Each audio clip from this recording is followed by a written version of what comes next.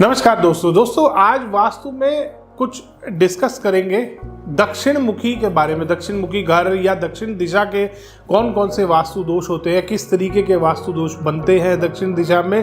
क्योंकि बहुत बार ऐसा देखा है हमने कि कोई वास्तु कंसल्टेंट को आप बुलाते हैं अपने घर में और वो आके बाहर से ही दक्षिण मुखी घर देख के वापस चला जाता है। ऐसा क्यों होता है?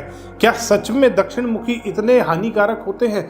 आज जानेंगे। सबसे पहले आता है दक्षिण मुखी घर में मुख्य द्वार कहाँ आना चाहिए। दोस्तों अलग अलग ग्रंथों में वास्तु के कुछ मुख्य द्वार बताए गए हैं। जैसे विश्वकर्मा प्रकाश में दक्षिण दिशा में कोई भी मुख्य द्वार शुभ नहीं बताया।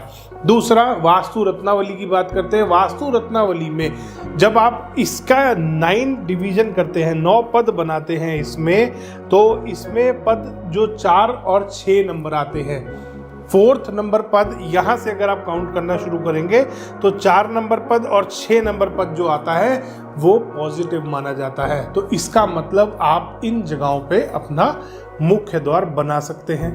उसके बाद आता है किसी भी तरीके का कोई पिट साउथ वेस्ट में, साउथ ईस्ट में, दक्षिण दिशा में, इस वाली डायरेक्शन में किसी भी तरीके का कोई पिट आपका नहीं आना चाहिए वास्तु के हिसाब से। वो बहुत ही ज़्यादा हानिकारक होता है, चाहे वो अंडरग्राउंड वाटर टैंक हो। क्योंकि आमतौर पे हमने देखा दक्षिण मुखी घर में या तो साउथ ईस्ट डायरेक्शन में कोई आपका अंडरग्राउंड वाटर टैंक या सेप्टिक टैंक आ रहा होता है, या साउथ वेस्ट की तरफ आ रहा होता है, किसी भी कोने में आ रहा होता है। इसका भी आपको खास ख्याल करना है। और आमतौर पे इंडिया में जो कंस्ट्रक्शन होता है वो जब भी किसी भी फेसिंग का मकान होता है तो उस साइड पे ज़्यादा जगह खाली छोड़ी जाती है। यहाँ पे जगह ज़्यादा खाली छोड़ते हैं लोग as compare to north direction. ये भी एक गंभीर वास्तु दोष बनाता है। अगर दक्षिण मुखी मकान है और दक्षिण की तरफ आपने 15 फुट जगह खाली छोड़ दी और पीछे आपने 10 फुट गाली जगह छोड़ी है, ये भी एक गंभीर दोष बनाता है दोस्तों। क्योंकि घर का जब भी आप किसी प्लॉट में कोई भूखंड बनाते हैं तो उसका अलाइनमेंट इस तरीके से आपको करना है कि साउथ और वेस्ट की तरफ आपका स्पेस कम से कम छूटे, नॉर्थ और ईस्ट की तरफ आपको स्पेस ज़्यादा छोड़ना है। इसके बाद बात आती है दोस्तों अंदर की दिशाओं की। अंदर जब हम दिशा देखते हैं तो आम तौर पे यहाँ पर नैऋत्य कोण में मास्टर बेडरूम बताया जाता है कि सर यहाँ पे मास्टर बेडरूम बनाओ। अब मास्टर बेडरूम बना लेते हैं, यहाँ पे बेड आ जाता है। फिर कोई वास्तु कंसल्टेंट आके कहता है जी ये चक्रा के माध्यम से चेक करके कि ये तो आपका साउथ वेस्ट आ रहा है, डिस्पोजल का जोन आ रहा है, यहाँ पे आपने अपना बेड रख दिया, यहाँ तो सारा डिस्पोजल हो जाएगा। और इतना तक बोल देते हैं कि आपका पैसा चला जाएगा, आप खुद चले जाओगे।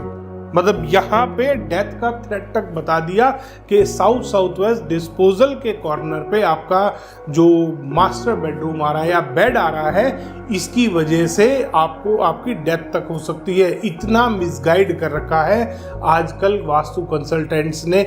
जबकि जब भी वास्तु में पद विन्यास किया जाता है, पहली चीज ग्रिडिंग कोई चीज नहीं होती, वास्तु में पद विन्यास होता है। चक्रा के माध्यम से वो दिशाएं देखते हैं, जो कि एक गलत बिल्कुल मेथड है। वास्तु में पद विन्यास 9x9 के ग्रिड बनाए जाते हैं इस तरीके से। यही मेथड ओरिजिनल है।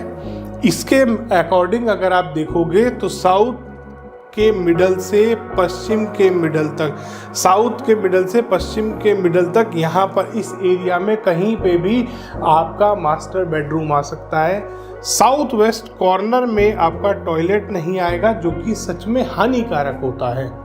और साउथ वेस्ट जो आम तौर पे चक्र वाले आपके जो चक्रजीवी हैं वो बोलते हैं कि यहाँ पे डिस्पोजल का कॉर्नर है। इस तरीके का कोई भी वर्ड किसी भी वास्तु के ग्रंथ में दिया हुआ नहीं है, तो इससे घबराना नहीं है।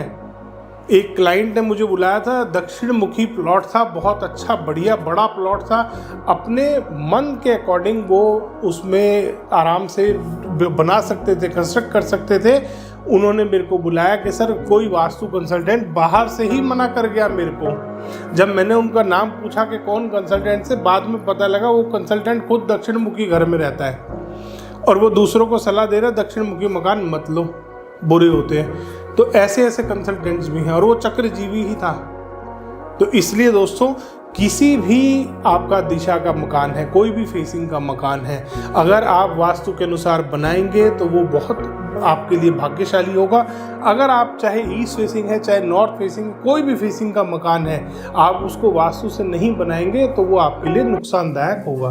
धन्यवाद दोस्तों, वीडियो पसंद आया तो इसको लाइक करें, शेयर करें और चैनल को सब्सक्राइब करना ना भूलें।